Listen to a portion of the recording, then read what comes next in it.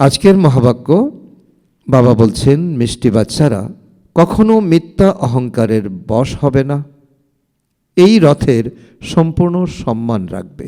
প্রশ্ন, বাচ্চারা তোমাদের মধ্যে পদমগুণ ভাগ্যশালী কে এবং দুর্ভাগ্যশালী কে? উত্তর, যাদের আচরণ দেবতাদের মতো, যারা সবাইকে সুখ প্রদান করে, তারা হলো পদমগুণ ভাগ্যশালী, এবং যারা ফেল হয় তাদের বলা হয় দুর্ভাগ্যশালী। কেউ কেউ মহান দুর্ভাগ্যশালী হয়ে যায় যারা সবাইকে দোষ দিতেই থাকে, সুখ দেওয়া কি তারা জানে না। বাবা বলেন, বাচ্চারা নিজের গুড কেয়ার নিতে হবে, সবাইকে সুখ প্রদান করো, উপযুক্ত হও।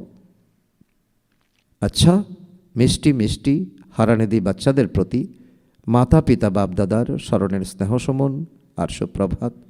আত্মাদের পিতা তার আত্মারূপী বাচ্চাদের জানাচ্ছেন নমস্কার। আমরা আত্মারূপী সন্তানরা আমাদের মাতা পিতা বাপদাদাকে জানাই স্মরণের স্নেহ সমন, সুপ্রভাত ও নমস্কার। ধারণার জন্য মুখ্য সার: 1 নম্বর, নিজেদের মধ্যে স্নেহ সহকারে চলতে হবে, কখনো ক্রোধবশত একে অপরকে চোখ রাঙাবে না, বাবার আদেশ অমান্য করবে না। নাম্বার 2, পাস উইথ অনার হওয়ার জন্য বুদ্ধিতে পড়াকে রাখতে হবে, চৈতন্য লাইট হাউস হতে হবে, দিন রাত্রি বুদ্ধিতে যেন জ্ঞান আবর্তিত হয়। আজকের বরদান: অলমাইটি বাবার অথরিটির দ্বারা প্রতিটি কাজকে সহজ করে সদা অটল নিশ্চয় বুদ্ধি ভব। অলমাইটি বাবার অথরিটির দ্বারা প্রতিটি কাজকে সহজ করে সদা অটল নিশ্চয় বুদ্ধি ভব। তার অর্থ, আমরা সব থেকে শ্রেষ্ঠ অলমাইটি বাবার অথরিটির দ্বারা সব কাজ করি। এটা এতটাই অটল নিশ্চয় হবে যেন কেউ টলাতে না পারে।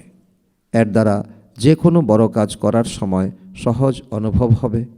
যেরকম আজকাল সায়েন্স এমন মেশিনারি তৈরি করেছে যে কোনো প্রশ্নের উত্তর সহজে পাওয়া যায়, বুদ্ধি খাটানোর প্রয়োজন পড়ে না।